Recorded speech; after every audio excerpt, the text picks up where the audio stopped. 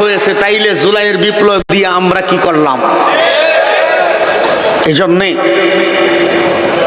মানুষের আস্থাটাকে বিলায়া দিয়েন না, মানুষের আস্থাটাকে বিলীন করে দিয়েন না। মানুষের যে আস্থা বর্তমান নেতৃস্থানীয় ব্যক্তিবর্গের উপরে আছে, সেই আস্থাটাই ধুলায় মিশায়া দিয়েন না। এই জন্যে যুগে যুগে যেমন এই কোরআনকে, কোরআনের বাতি নিভায়া দেওয়ার জন্য চেষ্টা করেছে, আল্লাহ তাআলা তৎকালীন সময়ে সাথে সাথেই সেই কোরআনের হেফাজতের ব্যবস্থা করেছেন কিনা? আওয়াজ দিয়ে কন। যখন কোনো মানুষও থাকবে না, আল্লাহ হেফাজত করতে পারবেন কিনা? আওয়াজ দিয়া কন।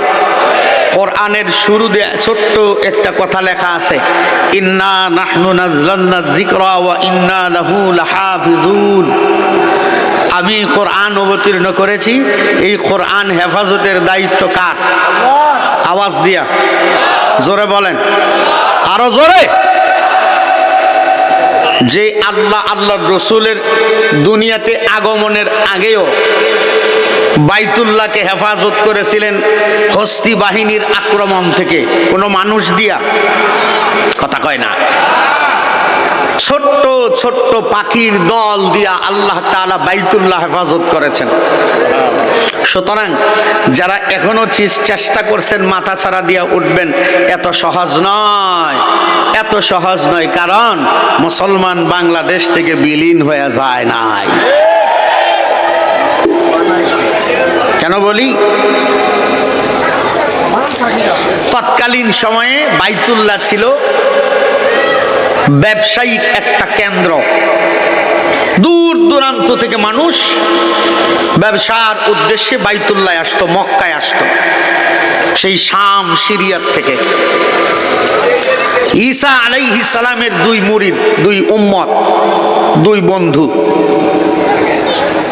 একজন আরেকজনের মনের খবর জানে না। 30 বছর পর্যন্ত মসজিদে হারামের আশপাশে ব্যবসার উদ্দেশ্যে আসে, তাড়াতাড়ি তাদের সব সম্পদ বিক্রি কইরা, মালামাল বিক্রি কইরা চতুর্দিকে ঘুরে ঘুরে ঘুরে কি খুঁজে? চতুর্দিক তো, এদিক দিয়ে এক বন্ধু যায়, এদিক দিয়ে আরেক বন্ধু যায়, দুইজন যায় একসাথে সামিল হয়, কিন্তু তাদের আসল যে উদ্দিষ্ট বস্তু সেটা খুঁজে পায় না। দ্বিতীয়বার যখন আসছে, বাইতুল্লাহ ঢোকার আগেই একজনে বলতেছে, খবরদার, হাতিমে কাবার পাশে একজন পাগল আছে, এই পাগলের কাছে কেউ যাইবা না। নাউজুবিল্লাহ কোন। দেখবেন মুসলমান না, শুধু মানুষ যেই জিনিসকে নিষেধ দেওয়া হয় এই জিনিসই বেশি করে। ঠিক আসতে কয়। যদি এখন যদি কওয়া হয় বাজারে যায় দেখেন এমন একটা জিনিস আইছে, এটা গুনাহ হইব, যাইলে কেউ যাইবেন না, দেখবেন কিন্তু উইটা হইনা যাইব। একবার লবণের দাম বাড়ছিল না, 250 টাকা না 300 টাকা কেজি হয়েছিল। বইলা দিছে যে আপনার প্রয়োজনের বেশি কেনার দরকার নাই, রিক্সাওয়ালা করে দেখছি 5 কেজি করে কিনে লয়ে যায়। কেন এত কিনেন কাকু, যদি আবার দাম বাইরে যায়? كما باركت على إبراهيم وعلى آل إبراهيم إنك حميد مجيد بلغ العلا بكماله كشف الدجى بجماله حسنت جميع خصاله صلوا عليه وآله عشق محبوب خدا जिस दिल में हासिल नहीं, लाखों मुमिन हो मगर ईमान में कामिल नहीं। ला इलाहा इल्लल्लाह जोरे।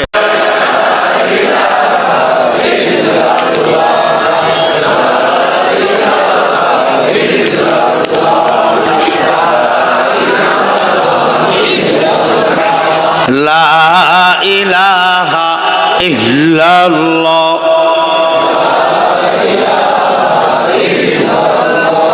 तेरे सिवा महबूब कोई न मुझको याद रहे।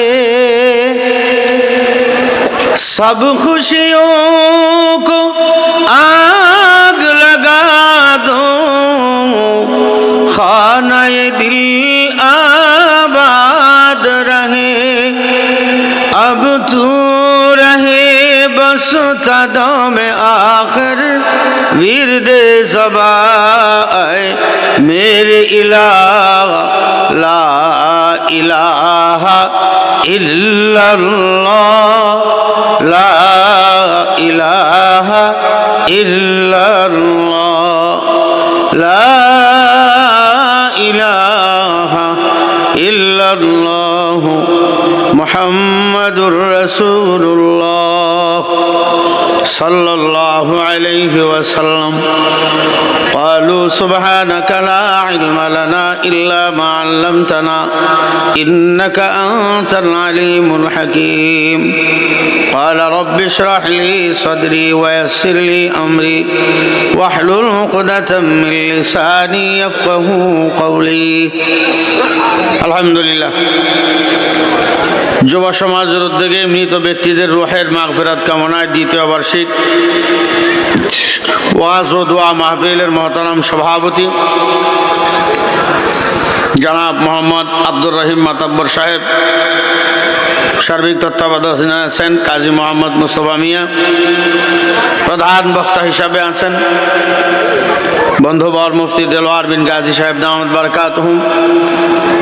আজকের এই মাহফিলের মধ্যমণি আল্লামা মুফতি নজরুল ইসলাম কাসেমি সাহেব দামাত বারাকাতুহুম সহ উপস্থিত মোহতারাম উলামায়ে কেরাম, আল্লাহ তাআলার দরবারে প্রাণ ভরে শুকরিয়া আদায় করি যে আল্লাহ তাআলা আমাদের প্রত্যেককে আজকের এই মোবারক মজলিসে জান্নাতের টুকরা বাগানে আল্লাহ তাআলা আমাদেরকে জামায়াত হয়ে বসার তৌফিক দান করেছেন। সকলে কালিমাতু শুকর আদায় করি আলহামদুলিল্লাহ।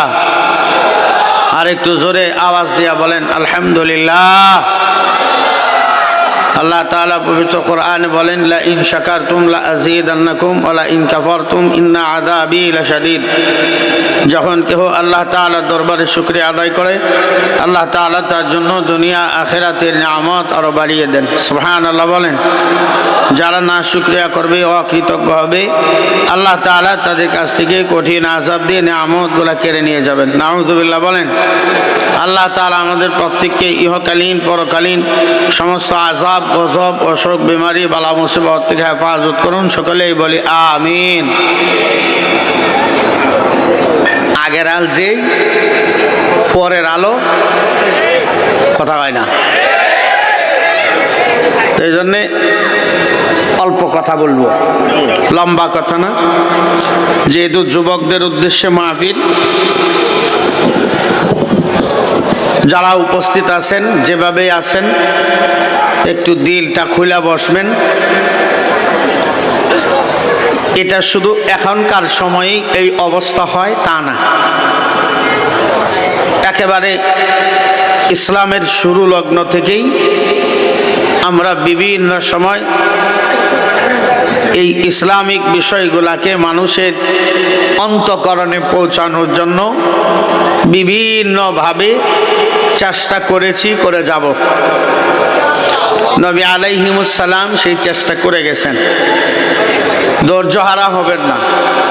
বাদাল ইসলাম গরিবান সায়াউদু কামা বাদা ফাতুবা লিল গুরাবা।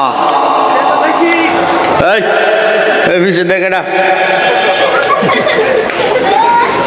এতক্ষণ পর্যন্ত শুনছি খালি। ইসলামের সূচনা লগ্ন থেকেই এমন সংকীর্ণ অবস্থা ছিল। মাঝখানে প্রচার প্রসার হবে, আবার সেই দ্বীনের সংকীর্ণ যুগ চলে আসবে, তখনই কিয়ামত হবে। আল্লাহ তাআলা ফাতুবা লিল গুরাবা। আর এই সঙ্গীন অবস্থার ভিতরে যারা দ্বীনের সাথী হয়ে যায়, দ্বীনের বন্ধু হয়ে যায়, কোরআনের সাথী হয়ে যায়, আল্লাহ তাদের জন্যই সুসংবাদ পাঠায়া দেয়। সুবহানাল্লাহ বলেন, আওয়াজ দিয়া বলেন। ইনশাআল্লাহ আজকের এই মাহফিলগুলো আমাদের স্বাধীনতার ফসল, ঠিক না ঠিক? আমরা চাই 1971-এ যেভাবে আমার এই বাংলা স্বাধীন হয়েছিল, লাখো শহীদের রক্তের বিনিময়ে যেমন বাংলা স্বাধীন হয়েছিল প্রথমবার, দ্বিতীয়বারও ছোট্ট ছোট্ট কচি কাচাদের বুকের তাজা রক্ত বিলাইয়া দিয়া আবারও সেই দেশ দ্বিতীয়বার স্বাধীন হয়েছে।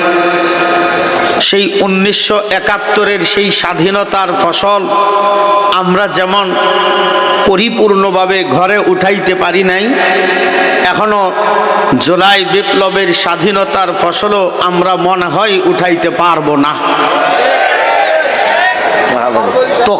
তবে বাকি আল্লাহ মালুম, যেহেতু আল্লাহ তাআলা আছেন, থাকবেন, হুয়াল আউয়াল ওয়াল আখির ওয়াল যাহির ওয়াল বাতিন, তিনি প্রথমে, তিনি শেষে, তিনি প্রকাশ্যে, তিনি গোপনে, যে যেভাবেই পারুক দ্বীনের এই বাতি বুঝায়া দিতে চায়, অসম্ভব, পারবে না। কেন? আল্লাহ তাআলা কোরআনে বলেছেন, আল্লাহর রসুলকে আল্লাহ তাআলা দুনিয়াতে পাঠাইছেন মানুষের মাঝে হেদায়েতের বাণী পৌঁছানোর জন্য। হুয়াল্লাযী আরসালা রাসূলাহু বিল হুদা ওয়া দীনিল হক লিইয়ুযহিরাহু আলাদ দীনি কুল্লিহি ওয়ালাউ কারিহাল মুশরিকুন। কথাগুলো বলতে চাচ্ছি এজন্য একটু আস্তে আস্তে বলছি, যেন মানুষের দিলে কথাগুলো ঢোকে। হয়তো সব কথা বলতে পারবো না, নিজের দুঃখের কিছু কথা, মনের ব্যথা আপনাদেরকে শেয়ার করে যাই। বিগত 17 বছরের জমানো ব্যথা আপনাদেরকে দেয়া যায়, কারণ মাহফিলে রওনা করেও মাহফিলে পৌঁছতে পারি নাই। এমনও মাহফিল হয়েছে সালাম দিয়েছি, কথা বলতে পারি নাই। সেই দুঃখগুলো আমাদের জমা আছে, আমরা কারো উপরে ঢেলে দেই নাই। শুধু একটু মাত্র আচর পড়েছিল, মাটি দেও হাইটে যাইতে পারি নাই, হেলিকপ্টার দিয়ে যাওয়া লাগছে। সুতরাং ভবিষ্যতেও যারা আসবে, এই জায়গাটায় বসবে, তাদেরও এর থেকে শিক্ষা নেওয়ার দরকার আছে না নাই? আওয়াজ দিয়া বলেন। আল্লাহ তাআলা বলেছেন, কুল সিরু ফিল আরদ ফানজুরু কাইফা কানা আকিবাতুল মুফসিদিন। হে দুনিয়ার সন্ত্রাসী বাহিনী, এই পৃথিবীতে বিচরণ করো, আর সন্ত্রাসী বাহিনীদেরকে যেইভাবে আমি এই দুনিয়ার থেকে বিলুপ্ত করেছি, ধ্বংস করেছি, তোমরা তার থেকে শিক্ষা গ্রহণ করো। যদি সেইগুলো দেখেও তোমরা শিক্ষা গ্রহণ করতে না পারো, সেই 2024-এর ফেসিস্টের মতো তোমাদেরও সেই আখরাঞ্জাম বরণ করা লাগতে পারে। সুতরাং জাতি, দল, মত, গোত্র নির্বিশেষে প্রত্যেকের জন্য এই একটাই শিক্ষা। আল্লাহু আকবার, জোরে বলেন। আমি গাজীপুরের মানুষ, বিনদেশের না। বিগত সময়গুলোতে গাজীপুরেই ছিলাম, আছি। এখনো পর্যন্ত ফ্যাসিজমের দোসর ঘাপটি মেরে আছে বিভিন্ন জায়গায় জায়গায়, ঠিক না বেঠিক? আমাদের ওয়াজ মাহফিলের দিকে আপনাদের খেয়াল করার দরকার নাই, ওই জাতীয় বেঈমান দালালদেরকে আগে ছাঁটাই করেন। এটা আমাদের দাবি। এটা শুধু আমরা যারা যেই ছাত্র জনতা নিজের বুকের তাজা রক্ত বিলাইয়া দিছে এটা তাদের দাবি, এমনটা না। গোটা বাংলাদেশের প্রত্যেকটা মানুষের দাবি, এই ফ্যাসিজমের দোসরদেরকে আগে জায়গা থেকে সরান। আর সেই উদ্দেশ্য নিয়েই কথা। যদি কোনো মানুষ কোনোভাবে চেষ্টা করে, যেভাবেই হোক, এখনো পর্যন্ত এই জায়গায় জায়গায় ওয়াজ মাহফিলের জায়গাগুলোর ভেতরে এখনো ওই লোকগুলাই কিছু কিছু দখল করে আছে। এই বছর আমারও 3-4টা মাহফিল ওরাই বন্ধ করেছে, হইতে দেয় নাই। দুই গ্রুপে মারামারি, তো মাহফিল বন্ধ। তো আগেও যা হয়েছে এখনো তাই হয়েছে, তাইলে জুলাইয়ের বিপ্লব দিয়ে আমরা কি করলাম? এই জন্যে মানুষের আস্থাটাকে বিলাইয়া দিয়েন না, মানুষের আস্থাটাকে বিলীন করে দিয়েন না। মানুষের যে আস্থা বর্তমান নেতৃস্থানীয় ব্যক্তিবর্গের উপরে আছে, সেই আস্থাটায় ধুলাই মিশাইয়া দিয়েন না। এই জন্যে যুগে যুগে যেমন এই কোরআনের বাতি নিভায়া দেওয়ার জন্য চেষ্টা করেছে, আল্লাহ তাআলা তৎকালীন সময়ে সাথে সাথেই সেই কোরআনের হেফাজতের ব্যবস্থা করেছেন কিনা? আওয়াজ দিয়ে কন। যখন কোনো মানুষও থাকবে না, আল্লাহ হেফাজত করতে পারবেন কিনা? আওয়াজ দিয়া কন। কোরআনের শুরু দিয়ে ছোট্ট একটা কথা লেখা আছে, ইন্না নাহনু নাযযালনা যিকরা ওয়া ইন্না লাহু লাহাফিজুন। আমি কোরআন অবতীর্ণ করেছি, এই কোরআন হেফাজতের দায়িত্ব কার? আওয়াজ দিয়া জোরে বলেন, আরো জোরে। যে আল্লাহর রসুলের দুনিয়াতে আগমনের আগেও বাইতুল্লাহকে হেফাজত করেছিলেন হস্তি বাহিনীর আক্রমণ থেকে, কোনো মানুষ দিয়া, কথা কয় না, ছোট্ট ছোট্ট পাখির দল দিয়া আল্লাহ তাআলা বাইতুল্লাহ হেফাজত করেছেন। সুতরাং যারা এখনো চেষ্টা করছেন মাথা ছাড়া দিয়া উঠবেন, এত সহজ নয়, এত সহজ নয়। কারণ মুসলমান বাংলাদেশ থেকে বিলীন হয়ে যায় নাই। কেন বলি? তৎকালীন সময়ে বাইতুল্লাহ ছিল ব্যবসায়িক একটা কেন্দ্র। দূর দূরান্ত থেকে মানুষ ব্যবসার উদ্দেশ্যে বাইতুল্লাহ আসতো, মক্কায় আসতো, সেই শাম সিরিয়ার থেকে। ঈসা আলাইহিস সালামের দুই মুরিদ, দুই উম্মত, দুই বন্ধু, একজন আরেকজনের মনের খবর জানে না। 30 বছর পর্যন্ত মসজিদে হারামের আশপাশে ব্যবসার উদ্দেশ্যে আসে, তাড়াতাড়ি তাদের সব সম্পদ বিক্রি কইরা, মালামাল বিক্রি কইরা চতুর্দিকে ঘুরে ঘুরে ঘুরে কি খুঁজে? চতুর্দিক তো, এদিক দিয়ে এক বন্ধু যায়, এদিক দিয়ে আরেক বন্ধু যায়, দুইজন যায় একসাথে সামিল হয়, কিন্তু তাদের আসল যে উদ্দিষ্ট বস্তু সেটা খুঁজে পায় না। দ্বিতীয়বার যখন আসছে বাইতুল্লাহ ঢোকার আগেই একজনে বলতেছে, খবরদার, হাতিমে কাবার পাশে একজন পাগল আছে, এই পাগলের কাছে কেউ যাইবা না। নাউজুবিল্লাহ কোন। দেখবেন মুসলমান না, শুধু মানুষ যেই জিনিসকে নিষেধ দেওয়া হয় এই জিনিসই বেশি করে। ঠিক আসতে কয়। যদি এখন যদি কওয়া হয় বাজারে যায় দেখেন এমন একটা জিনিস আইছে এটা গুনাহ হইব, যাইলে কেউ যাইবেন না, দেখবেন এতে উইটা হয় না যাইব। একবার লবণের দাম বাড়ছিল না, 250 টাকা না 300 টাকা কেজি হয়েছিল, বইলা দিছে যে আপনার প্রয়োজনের বেশি কেনার দরকার নাই, রিক্সাওয়ালা করে দেখছি 5 কেজি করে কিনে লয়ে যায়। কেন এত কিনেন কাক, যদি আবার দাম বাইরে যায়? তো দুইজন একজন আর একজনের কয়, দোস্ত আজকে তাড়াতাড়ি বেচালাম। কে কই যে বলতেছে এক পাগল আছে, আজকে পাগলের খেলা দেখবো। নাউজুবিল্লাহ কোন। দুইজনের মালপত্র বিক্রি করা শেষ। মালপত্র বিক্রি করার পরে হাতিমে কাবার পাশে এসে দোনো বন্ধু গলাগলি করে দাঁড়াইছে। একজনের গলায় আরেকজনের হাত, আরেকজনের গলায় আরেকজনের হাত, দুইজনে দাঁড়ায় আর তার দুস্তরে বলতেছে, ইয়া সাদিকি উনজুর, ওই লোকটার দিকে তাকাও।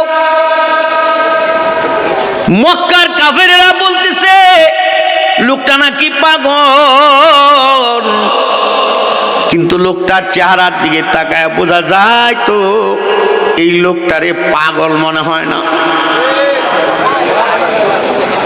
কারণটা হলো, আমি একবার আকাশের সূর্যের দিকে তাকাই, আরেকবার আমি লোকটার চেহারার দিকে তাকাই, আমার কাছে মনে হয় আকাশের সূর্যের চাইতে তার চেহারাটা আরো আলোকিত।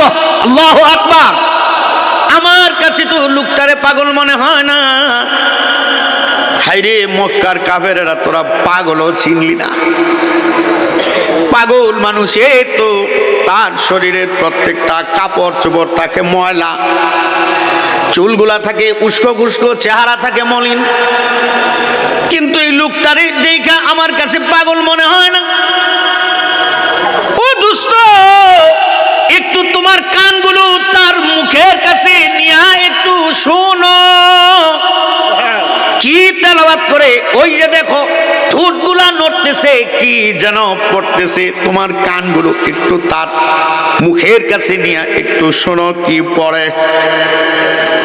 দুজন তো ঈসা পয়গম্বরের উম্মত, দুজন ইনজিল কিতাবের ভিতরেও পড়েছে, তাওরাত কিতাবের ভিতরেও পড়েছে। وَإِذْ قَالَ عِيسَى ابْنُ مَرْيَمَ يَا بَنِي إِسْرَائِيلَ إِنِّي رَسُولُ اللَّهِ إِلَيْكُمْ مُصَدِّقًا لِمَا بَيْنَ يَدَيَّ مِنَ التَّوْرَاةِ وَمُبَشِّرًا بِرَسُولٍ يَأْتِي مِن بَعْدِ اسْمُهُ أَحْمَدُ।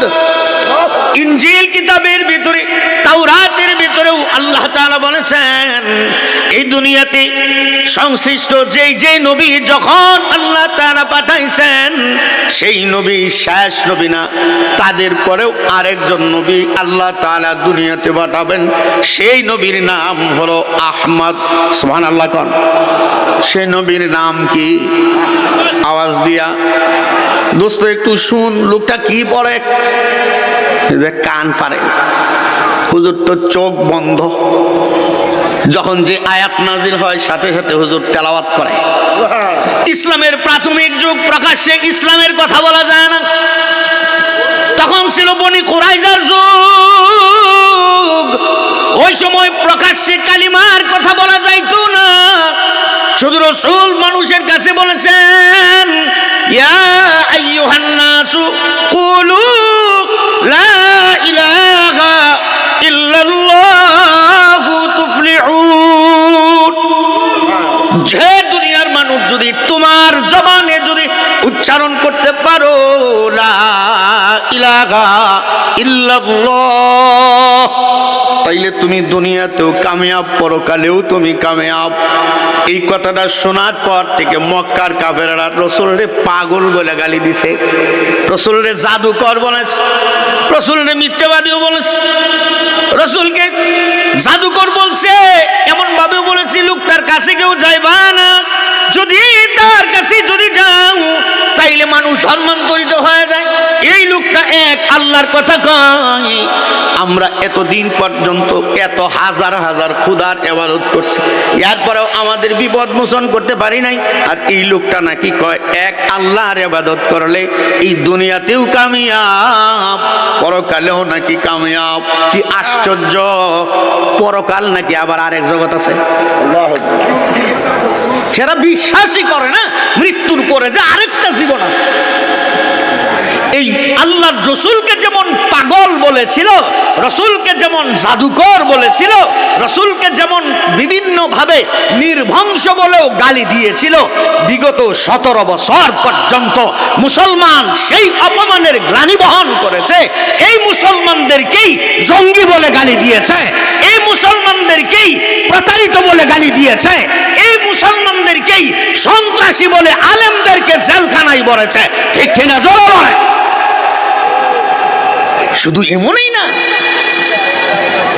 দাড়িয়া টুপি যদি কারো শরীরের লেবাস হয়েছে তো জঙ্গির তকমা লাগায়া জেলখানায় ভরেছে, নিরপরাধ, কোনো অপরাধও নাই।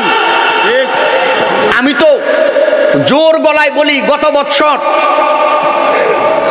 এই ডিসেম্বরের আগের ডিসেম্বর নেত্রকোনার এক মাহফিলে যখন আমি বলতেছিলাম, আল্লামা খালিদ সাইফুল্লাহ আইয়ুবী দামাত বারাকাতুহুম, আমার শায়েখ মুর্শিদ, উনাকে যেই মামলায় গ্রেফতার করা হয়েছিল ফ্রান্স বিরোধী আন্দোলনের দিন, উনি নাকি কাকরাইল মূল থেকে ককটেল মারতে মারতে বাইতুল মুকাররমের উত্তর গেট পর্যন্ত গেছে। নাউজুবিল্লাহ, যেটা না কব খবর আছে কইলাম। এই দিন আমি হুজুরের পিছে খাড়া, আমি নিজে ছবি তুলছি, হুজুরের পিছনে হুজুর ব্যানার ধরে দাঁড়ায় দিচ্ছে। আমি পেপারের ভিতরে মামলার বিবরণ ভরে আমি চিন্তা করি, শয়তান নগর কাছে ফেল। ঠিক না বে ঠিক? আসলে আমরা জানি মানুষের রক্তের বিনিময়ে দেশ আবার স্বৈর মুক্ত হয়েছে। মূলত একটু গভীর জ্ঞান দিয়া তাকায় দেখেন, আমার না আছে না নাই? উনি তো শহীদ হয়ে গেছে। এখন একটা হিসাব দেই, বলেন তো এই আইন যে জারি করেছিল আনিসুল হক, এর বয়স কত জানেন?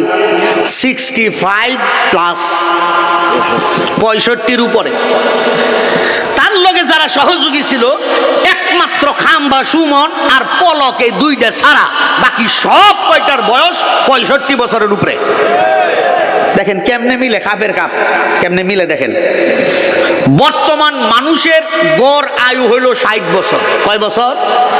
এদের বয়স কত বুঝছেন? বর্তমান অন্তর্বর্তীকালীন সরকার আছে বাংলাদেশে, যদি তারা 2 বছর চালায়, চালানোর পরে তো নির্বাচনী একটা সরকার বাংলাদেশে আসবে, আসবে না? তারা কয় বছর চালাবে? কথা কয় না, কয় বছর? তারাও যদি ক্ষমতার থেকে চলে যায়, আরেকটা দল ক্ষমতায় আসবে, কিন্তু স্বৈরাচার তো আর আয়া পারবো না। যতই কক যে আমি চট করে ঢুকে যাব, আমরাও আয়নাগর রেডি রাখছি, ফট করেও ঢুকাই দেব। বুঝেন নাই? ঘেরা তো রায় পারবো না। তাদের পরে তো আরেকটা দল ক্ষমতায় আইব, তারা কয় বছর চালাইব? নির্বাচনী সরকার হলো 5-5-10, অন্তর্বর্তীকালীন সরকার হলো 2। কয় বছর হইল? এদের বয়স কত? 65 আর 12 কত? 77। কয় বছর? কথা কয় না, 77 বছর। মানুষের গড় আয়ু কয় বছর? 60 বছর। এবারে দেখেন এই যে 10-10 আর 2-12, এই 12 বছরের ভিতরে যেই কয়টা এখন লাল দলানের ভেতরে আছে, একটাও বাইরে হওয়ার কোনো সুযোগ আছে? আওয়াজ দিয়া জোরে কন, জোরে বলেন। হে অতীতের স্বৈরাচার, জেনে রাখো, মনে করেছিলা ক্ষমতা কুক্ষিগত করে রাখবা, সামনে যারা আসবা তারাও জেনে রাখো, যদি এমন কুক্ষিগত করে রাখার চেষ্টাও করা হয়, যাই না রাখো, যারাই এই আইন জারি করেছিল, সামনের যে 12 বছর যদি এরা ক্ষমতায় এখন জেলখানায়ও থাকে, এদের কি বের হওয়ার কোনো সুযোগ আছে? একমাত্র ময়রা বাইর হওয়া ছাড়া কোনো সুযোগ নাই। যেই আইন দিয়া সাইদি সাহেবকে তুমি আমৃত্যু কারাদণ্ড দিয়েছিলা, আল্লাহ ঘুরাইয়া ফিরাইয়া তোমার আইনের ভিতরে তোমার এই ভাষায়া দিয়া জেলখানায় তোমার মৃত্যুর ব্যবস্থা করেছে। কেন বলেছি? ওমাকারু ওমাকারাল্লাহ ওয়াল্লাহু খায়রুল মাকিরিন। আল্লাহর চালাকি বড় কঠিন। এই জন্যই বলেছি, শুধুমাত্র এই কোরআনকে ছলে বলে কৌশলে যারা স্তব্ধ করে দিবার চাও, তাদের জন্য শিক্ষা। ওয়াল্লাযী আরসালা রাসূলাহু বিল হুদা ওয়া দীনিল হক লিইয়ুযহিরাহু আলা দ্বীনি কুল্লিহি ওয়ালাউ কারিহাল মুশরিকুন। দুনিয়ার কোন মুশরিকও, কোন মানুষ যদি কোরআনের নিয়মকে যদি অস্বীকার কইরা ফেলায়, এরপরেও তারা কোরআনকে মিটায় দিবার পারবে না। বহু চক্রান্ত চলেছে। অতীতের জীবনে একটা অনুষ্ঠানের ভিতরেও কোরআন তেলাওয়াতের জন্য কোনো আলেমকে নেওয়া হয় নাই। দেশের সর্ববৃহৎ পদ্মা সেতু উদ্বোধনের সময় একজন আলেম তারা খুঁজে পায় নাই। এমন একটা সুরের ঘরের সুরের দিয়ে কোরআন পড়াইছে, মাদ্রাসার নুরানি বাচ্চারাও পর্যন্ত তেলাওয়াত শুনে হাসে। ঠিক কিনা জোরে বলেন? কারণ ছিল একটা, তারা চাইছে জনগণরে আলেমদের থেকে দূরে সরায় রাখা। এটা ছিল তাদের পূর্ব পরিকল্পনা। কারণ আমরা যতই বুঝাই, যতই তাদেরকে 200 গুণ বেতন বাড়ায় দিই, যতই তাদেরকে টাকা দেয়, রাস্তা করতে যায় রোডের বদলে বাস দিয়ে টাকা বাঁচায় রাইখা প্রকল্পের নামে সমস্ত প্রকল্প বাস্তবায়ন কইরা তাদেরকে যতই অর্থবিত্ত দিয়া দেই না কেন, এই মানুষগুলা যখন আলেমদের সামনে যায়, যখন কোরআনের কথা শুনে, ওই স্বৈরাচারের সমস্ত বুদ্ধি বৃথা যায়। ঠিক না বে ঠিক? কারণ এটা হলো কোরআনের সোহবত, কোরআনের বরকত। কারণ আল্লাহ তাআলা বলেছেন, ওয়া ইযা তুলিয়াত আলাইহিম আয়াতুহু জাদাতুহুম ঈমানা। যখন কোনো মানুষ মানুষের সামনে কোরআন তেলাওয়াত করা হয়, কেউ যদি কোরআন তেলাওয়াত করেও, কেউ যদি শোনে, আল্লাহ তাআলা তার ঈমানের নূর আরো বৃদ্ধি করে দেয়। সুবহানাল্লাহ বলেন। কেমনে বৃদ্ধি হয়? যখন এই কান লাগায় শুনছে, মনে আসেনি কথা? কান লাগায় শুনছে, ওই সময় এদিকে কান, চোখ দুইটা তার দোস্তের দিকে তাকাইছে, তো চোখ বড় করে করিয়া দোস্ত কানে কানে কয়, লোকটা যা পড়তেছে উনি নাকি শেষ নবী কয়। সুবহানাল্লাহ কয় না? লোকটা যে যা কিছু তার মুখে মুখে পড়তেছি, তার কথা মোতাবেক বোঝা যায় সে নাকি শেষ নবী। তো কি পড়ছে আমার একটু বলো। উনি পড়তেছে, মা কানা মুহাম্মাদুন আবা আহাদিম মির রিজালিকুম ওয়ালাকিন রাসূলুল্লাহ ওয়া খাতামান নবিয়্যিন ওয়া কানা আল্লাহু বিকুল্লি শাইইন আলিমা। উনি পড়তেছেন, একেবারে উদ্দেশ্য প্রণোদিত অর্থ বলে দিচ্ছে। ওনার মূল কথা হলো উনি হলো দুনিয়াতে শেষ নবী। দোস্ত, উনি নিজেরে কয় শেষ নবী, উনার পর আর কোনো নবী হয়ে আসবে না। চুপ থাকো, চুপ থাকো, জোরে বলবা না। কাফেরেরা যদি শুনে তাইলে তোমার মারা ভালাইব। উনার কথার ভিতরে তুমি এতিন আনবা না। উনজুর ইলা উনুকি, তার ঘাড়ের দিকে তুমি তাকাও। এই ঘাড়ের ভেতরে আল্লাহ তাআলা মোহরে নবুয়তের চিহ্ন দিয়েছেন। সুবহানাল্লাহ জোরে কোন। এই ঘাড়ের ভিতরে, এই ঘাড় মুবারকের ভিতরে মোহরে নবুয়তের চিহ্ন। এর ভিতরে লেখা খাতামুল আম্বিয়া মুহাম্মাদুর রাসূলুল্লাহ সাল্লাল্লাহু আলাইহি ওয়াসাল্লাম। দুই বন্ধু মিলে যখন কথা বলতেছে, আল্লাহর রাসূল একটু চোখের আড়াল দিয়ে দেখে ফেলাইছেন। হুজুর দেখা বুঝতে পারছেন এই দুইজন বন্ধু তারা পরামর্শ করতেছে, মানে উনি যে শেষ নবী এই ব্যাপারে পরীক্ষা করতেছে। তো আল্লাহর রাসূলের এই পাগড়ির পিছনের যে এতটুক লম্বা কাপড় ঝোলানো থাকে, এই কাপড়টারে আরবিতে বলা হয় শিমলা। এই পাগড়ির শিমলা মোবারক হুজুর এইদিকে ঝোলায় দিছেন। সুবহানাল্লাহ কয় না? ঝোলায় দিতেই রাসূলের মোহরে নবুয়তের চিহ্ন উপরে বাইসে গেছে। ওই সময় তার আরেক বন্ধুর চেহারাটা ঘুরায় কয়, ইয়া সাদিকি উনজুর ইলা উনুকি। দোস্ত, ওই লোকটার ঘাড়ির দিকে তাকাও, তাকায় দেখো কি লেখা। যেই কথা উনার জবান দিয়া উনি বলেছেন, ঠিক একই কথা উনার ঘাড়ের ভিতরে লেখা। দোস্ত, আমার আর বুঝতে বাকি নাই, হাদা খাতামুল আম্বিয়া। আল্লাহু আকবার। উনি শেষ নবী।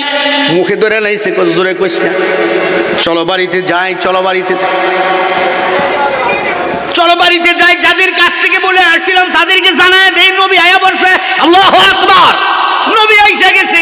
নবী দুনিয়াতে আসছে, জাআল হক ওয়া যাহাকাল বাতিল ইন্নাল বাতিলা কানা যাহুকা। সত্য চলে আসে, সুতরাং চল যাই। ওই দুস্থ কয়, দোস্ত 30টা বছর পর্যন্ত মক্কায় ব্যবসার জন্য আসি, কিন্তু তোমারে একটা কথা এখনো বলবার পারি নাই। এই 30টা বছর পর্যন্ত মক্কায় ব্যবসার জন্য আসতাম, আসলে আমি ব্যবসার জন্য আসি নাই। 30 বছর পর্যন্ত আমি আমার নবীরে খুঁজছি। আল্লাহু আকবার। আমি ব্যবসার জন্য আসি নাই। আমি যেহেতু আমার আসল উদ্দেশ্য পেয়ে গেছি। দোস্ত, তুমি বাড়িতে যাও, এই যে চিঠিটা তোমার দিয়া দিলাম, এই চিঠিটা নিয়ে বাড়িতে যাও। যায় আমার পরিবারের কাছে যায় এই চিঠিটা দিবা, যা বলবা বাকি জিন্দেগি আমি মক্কাই থাইকা কাটায়া দিব।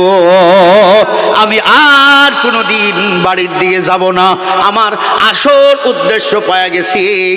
আমি আল্লাহর কাছে এটাই চাইছিলাম, আল্লাহ বয়স তো হয়ে গেছে, দুনিয়াতে শেষ নবীরে এক নজর না দেখায়া আমার সামনে আজরাইল তুমি পাঠায়ো না। আল্লাহু আকবার। আমার উদ্দেশ্য সফল, আমি বাড়িতে যাব না, তুমি চলে যাও। ফাযাহিকা সাদিকুহু, তার দুস্থ মুস্কি হেসে দিছেন, মুস্কি হাইসা বলতেছে, দোস্ত তুমি যেমন ব্যবসার জন্য মক্কায় আসো নাই, আমিও এই ব্যবসার জন্য মক্কাতে এতদিন আসি নাই, কিন্তু তোমারে বলি নাই। আমিও তো আমার আসল উদ্দেশ্য, আমার প্রেমাস্পদ শেষ নবী খোঁজার জন্য আমি আসছি।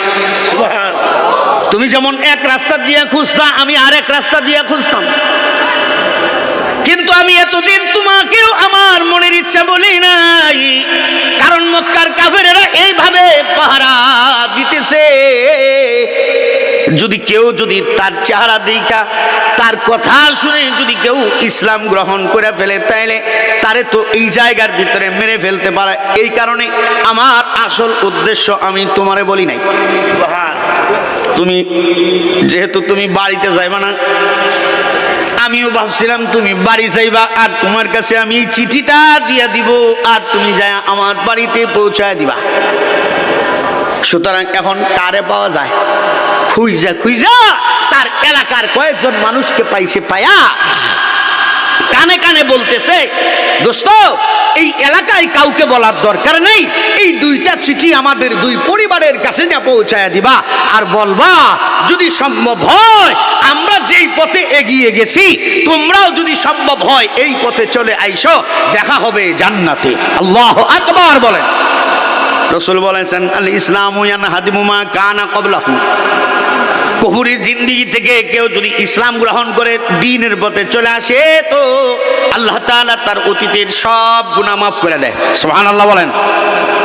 এটা তো হলো কাফেরদের জন্য কথা। মুহাদ্দিসিনে কেরাম লেখেন আল ইসলামু, এখানে লেখা হলো আত-তাওবা। মুসলমান যদি কোনো মানুষ যদি তাওবা করে আবার দ্বীনের পথে ফিরে আসে, রাসূল বলেছেন অতীতে তার সব জিন্দেগির গুনাহগুলো আল্লাহ মাফ করে দেয়। সুবহানাল্লাহ কান। শুধু এই কারণে কথাটুকু বলা, কোরআন থেকে অতীতেও যারাই আমাদেরকে দূরে রাখার চেষ্টা করেছে, কোরআন থেকে তো আমাদেরকে সরাইতে পারেই নাই, বরং এই বাংলাদেশের প্রত্যেকটা মানুষের দিল থেকে আল্লাহই এদেরকে সরাইয়া দিয়েছে। ঠিক না বে ঠিক? জোরে বলেন। এই জন্য শুধু বলেছি, মানুষকে কোরআন থেকে দূরে না সরাইয়া মানুষকে গুনাহ থেকে দূরে সরানোর ব্যবস্থা করো। সুবহানাল্লাহ জোরে বলেন। এই ব্যবস্থা যদি বাংলাদেশে করতে পারেন, আমি তো সব সময় বলি, আমাদের মুরব্বীরাও বলতেন, বিগত ফ্যাসিজম যদি আলেমদের উপরে আঘাত না দিত, কোরআন সুন্নাহ বিরোধী কোনো কর্মকাণ্ড না করত, এদেরকে ক্ষমতার থেকে কেউ হটাইতে পারতো না। ঠিক না বে ঠিক? জোরে বলেন। সবচাইতে বড় ভুল হলো তাদের এইটা, শুধুমাত্র উলামায়ে কেরামদের উপরে তাদের এই নির্যাতন চালাইছিল। এখন তো মানুষের সামনে সব প্রকাশ হয়ে গেছে, কি হয় নাই? আওয়াজ দিয়া জোরে কন। শুধুমাত্র মানুষকে অপরাধমূলক কর্মকাণ্ড থেকে বাঁচাইবার জন্য ছোট্ট কথা শেষ করে দিচ্ছি। আল্লাহ তাআলা কোরআনে বলেন, ইয়া আইয়ুহাল্লাযীনা আমানু কু আনফুসাকুম ওয়া আহলিকুম নারা। আল্লাহ তাআলা এই কথার এই আয়াতের ভিতরে দুইটা বিষয় শিখাইছেন।